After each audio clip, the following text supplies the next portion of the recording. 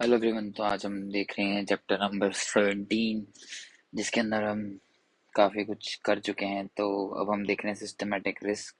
ठीक है, systematic risk होता क्या है? जो जनरल इकोनॉमी पे आता है वो डाइवर्सिफाई नहीं हो सकता है। ठीक है, बेसिकली यही होता है। और इसके बाद हम कुछ और पढ़ते हैं इसके बारे में।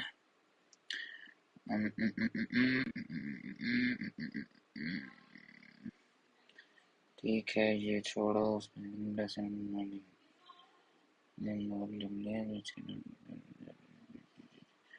ठीक है, अब है सोर्स ऑफ सिस्टमैटिक रिस्क। इसका हम स्क्रीनशॉट ले लेते हैं कि कौन कौन से सिस्टमैटिक रिस्क होते हैं और हम देखते हैं क्या है। ठीक है, करेंसी, ये सब सिस्टमैटिक रिस्क हैं थोड़े बहुत। फिर हम पढ़ेंगे रिस्क को मेजर कैसे करते हैं, जो कि होता है बीटा। ठीक है, तो सबसे पहले अटैच कर देते हैं।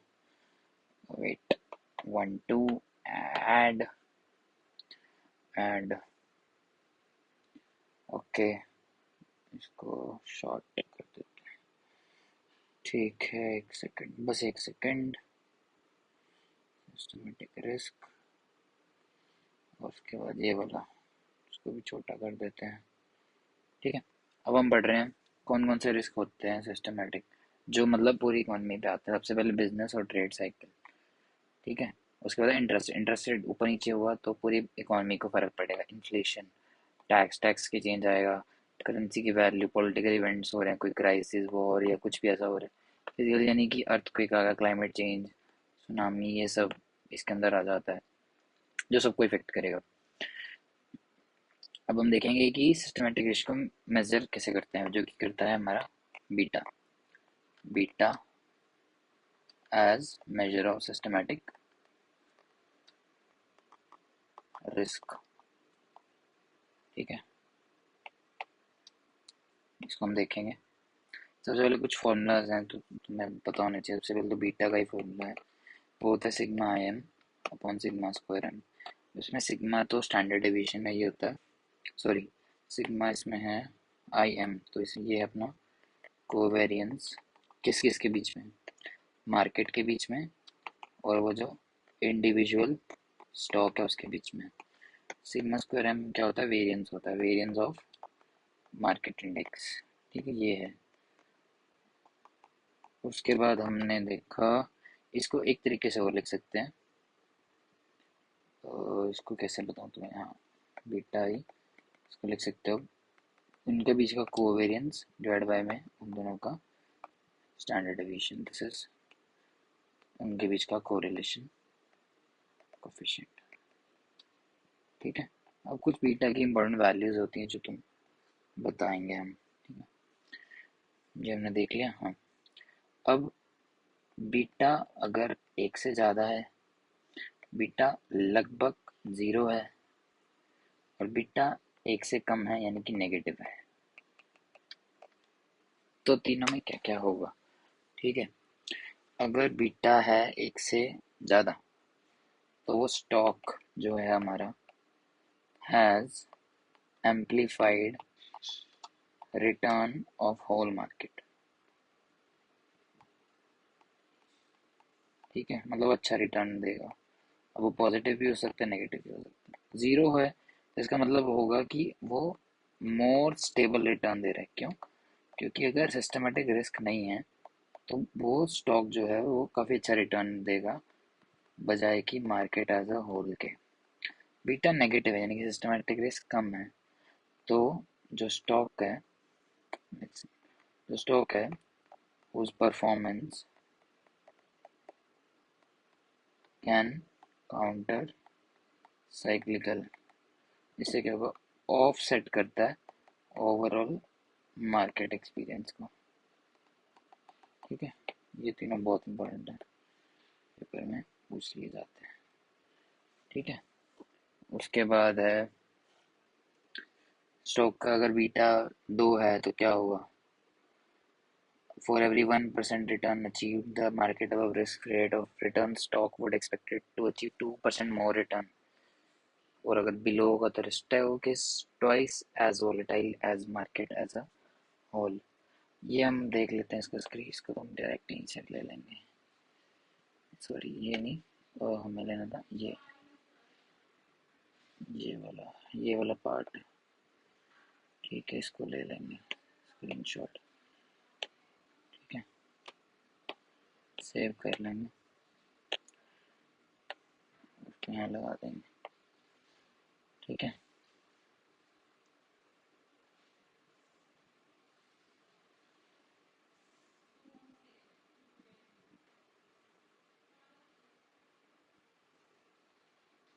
ये हो गया। इसको डिलीट करेंगे यहाँ से। उसके बाद है implementation of cost of equity. यहाँ पे आएगा कॉस्ट ऑफ इक्विटी निकालने का फॉर्मूला। वो होता है, एक तो हमें पता है कि होता है risk free return plus equity risk premium. एक तो ये होता है फर्स्ट। सेकंड देखना, कॉस्ट ऑफ इक्विटी होता है R F plus beta R M minus R F. अब ये आर एम आर एफ ये सब क्या है? आर एफ है भाई रिस्क फ्री रेट। बीटा तो ओबियसली अपना बीटा है, सिस्टमेटिक रिस्क होता है। R M minus R F क्या है? मार्केट का रिस्क प्रीमियम। तो यहाँ से फॉर्मूला बन गया R I equal to R F plus beta R M minus R है। ठीक है, ये फॉर्मूला बन गया, इसको डालो डब्बे में।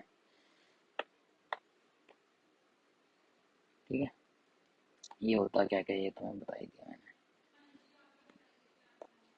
ठीक है, उसके बाद है हमने देखा, तो यहाँ से हमें ये भी पता लग गया कि cost of equity for stock equal to में risk free rate plus equity का रिस्क का प्रीमियम इनटू उस स्टॉक का बीटा। इसको भी अंडरलाइन कर लें, इसको डब्बे में बना देते हैं।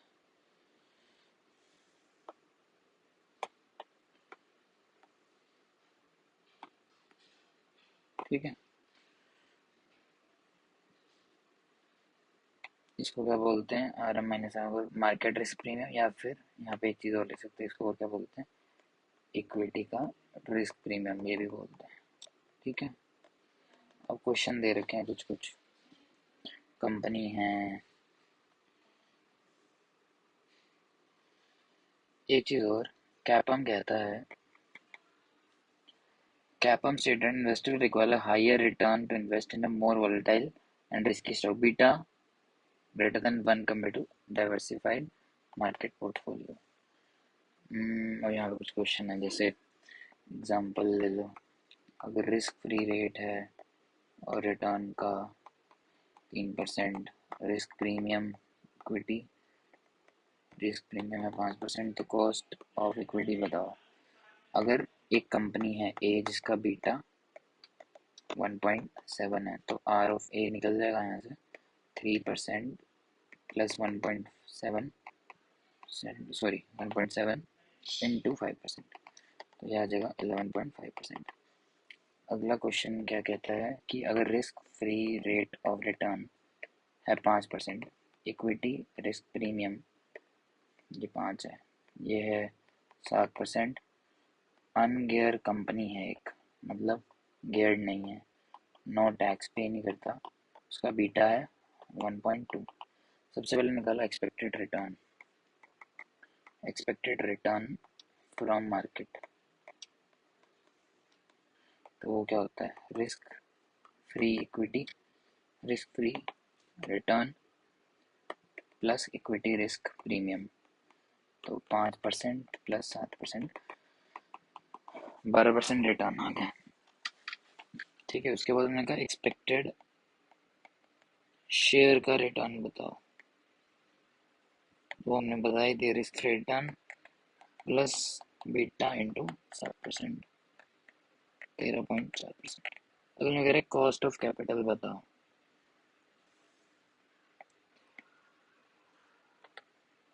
जो कॉस्ट ऑफ कैप है should be 13.4% to meet investors expectations, जो वो एक्सपेक्ट करते हैं। ठीक है, अब है एडजस्टिंग बीटा। अब यहाँ पे एक चीज़ और आती है, ये तो क्वेश्चन होगा जैसे। ठीक है, एक चीज़ यहाँ पे और, ये भी हाईलाइट कर लेना। ठीक है, कि गियर्ड बीटा को एडजस्ट भी करते हैं हम। सबसे पहले गियर्ड बीटा इक्वल टू में अनगियर्ड बीटा इंटू में 1 प्लस डेट बाय इक्विटी का ratio into 1 minus tax rate. ठीक है,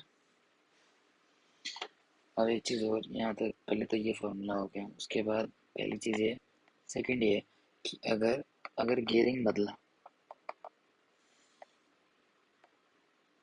न्यू बीटा फाउंड इन वे, कैसे निकलेगा?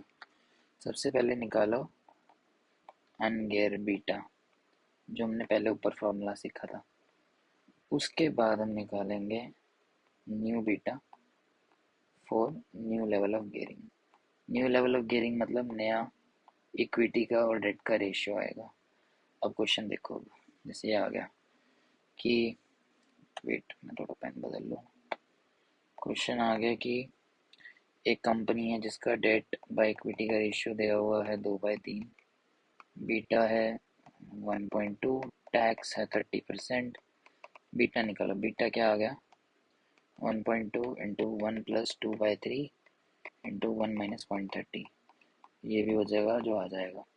अब बीटा डैश, अब उन्होंने कहा अगर हमने क्या किया, इक्विटी रेशियो को चेंज करके 3/2 कर दिया, हमने ये गेट बीटा निकाला। अब हम क्या करेंगे, ये है अनगेट बीटा, मैं तो बताऊँ, दिस इज अनगेयर्ड।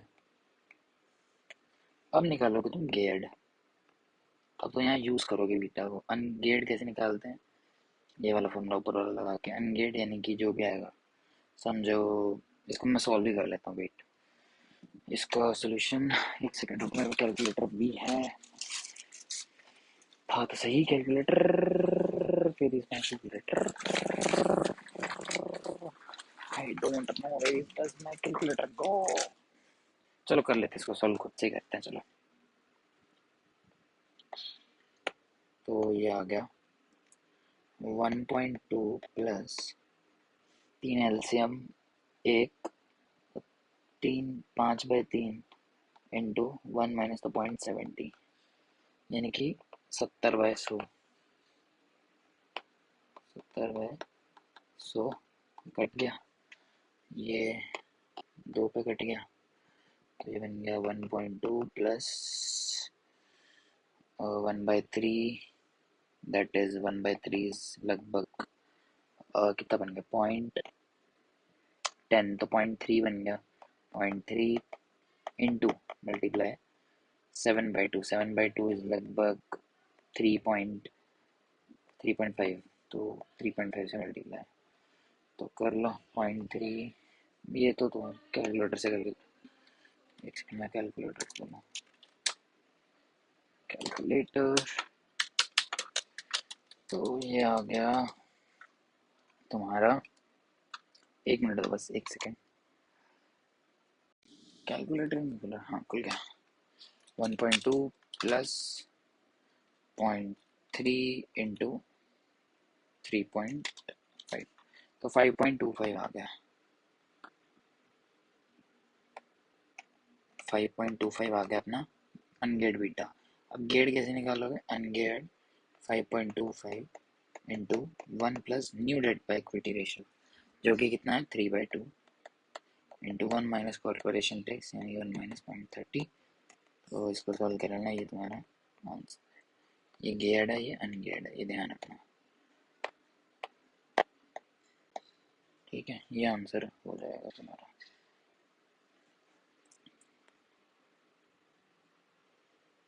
ठीक है, तो ये था भाई तुम्हारा चैप्टर, हमने किया चैप्टर 7 को ख़त्म। is all. Thank you for watching. Love you all, baby.